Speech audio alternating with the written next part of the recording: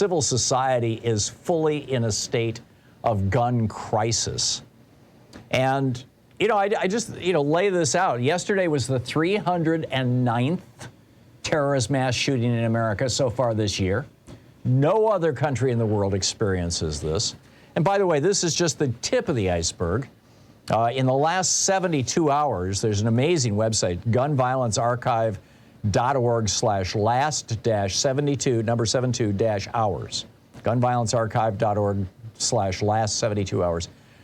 In the last 72 hours, there have been 413 shootings in the United States. The number of victims range from 1 to 5. We only count the ones that are over 4 victims, or 4 deaths, actually, as mass shootings. But that's in the last 3 days, 413 additional shootings. Back in the 1950s, a typical gunshot victim had 1 or 2 wounds. Today, the number of wounds routinely is 5 or more. What do all these 413 shootings in the last 72 hours have in common? A gun. Every day on average, one of the approximately 175 daily shootings in the United States is a, quote, defensive gun use. 1 out of 175. Great numbers, huh? And, a routine traffic stop yesterday turned into a hail of bullets for Jayland Walker, 25-year-old unarmed black man who was shot by 8 police officers in Akron, Ohio. 60 gunshot wounds in his body. Of course, he was black. The guy who shot up Highland Park, suburban Chicago, Illinois, was, of course, white, and so, of course, he was, arrested peaceably and probably taken to Burger King for lunch on the way to the jail.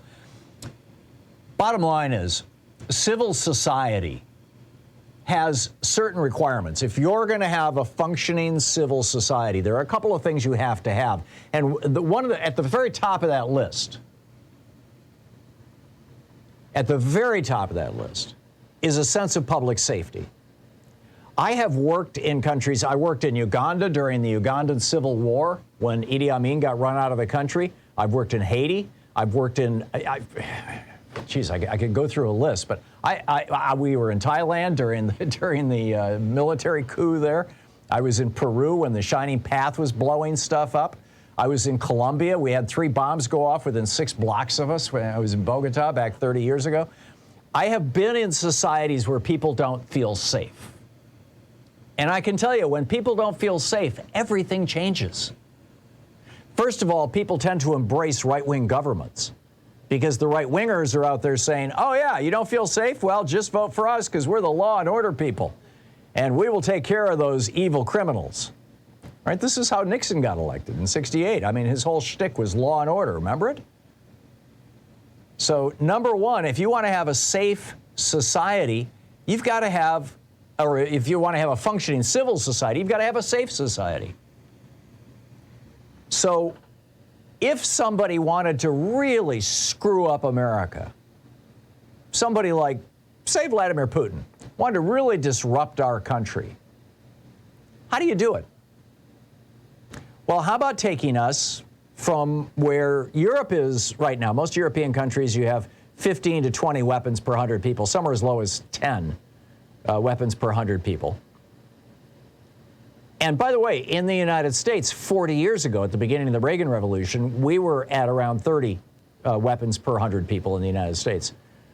But over the last 40 years, since the Reagan Revolution, or since the NRA got taken over in 1978 by basically the weapons manufacturers and some right-wing crazies, we are now over 120 guns per 100 people.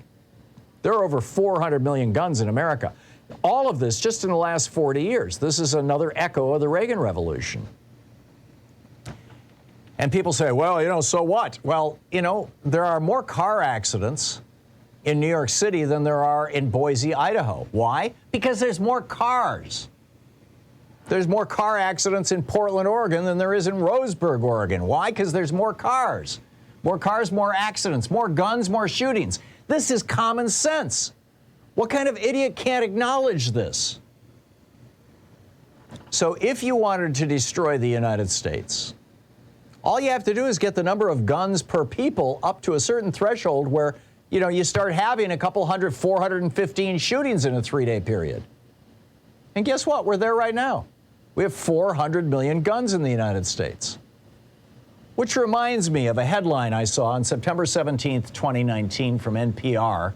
Quote, "The National Rifle Association acted as a foreign asset for Russia in the period leading up to the 2016 election, according to a new investigation." Or one from a year earlier. This was in Politico, April 11, 2018. Quote, "The National Rifle Association reported this week that it received more money from people with Russian ties than it had previously acknowledged, but announced that it was officially done cooperating with the congressional inquiry exploring whether illicit Kremlin-linked funding passed through the NRA into Donald Trump's 2016 presidential campaign." Right. And the congressional committee never even bothered to try to enforce the subpoena of the NRA. But let's just assume that the NRA wasn't really trying to disrupt and destroy American democracy, and that Putin was only giving support to the NRA and inviting people like Senators Ron Johnson and John Kennedy over to Moscow for the 4th of July because he's a nice guy. Let's assume that there was actually no plan here. I mean, I realize this sounds like a conspiracy theory, right? Let's assume that there was no real plan here to just destroy America. Let's just assume it was just a coincidence that we ended up with 400 million guns in a country of 330 million people. So how do we get here? Well, it started out with the NRA telling lies in the late 70s and early 80s about what the Second Amendment meant. Everybody in the 70s and 80s understood the Second Amendment was about a militia.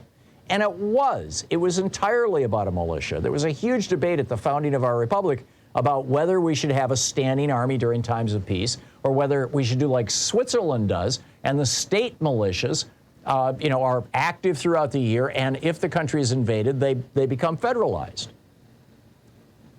We wrote that into the Constitution. It's in 2 places.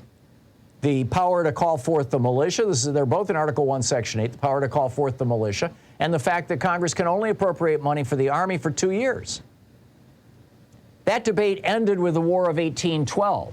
We've had a permanent standing army well-funded ever since then because we had to rely on state militias. Jefferson took the federal army from 300,000 down to fewer than 10,000 during his 8 years in the White House.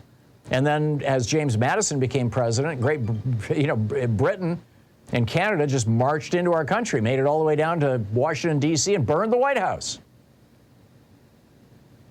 So, we're not having that debate anymore, but that was the background, that and the slave patrols in the South. And I lay out the entire history of this over at HartmannReport.com this morning in this op-ed.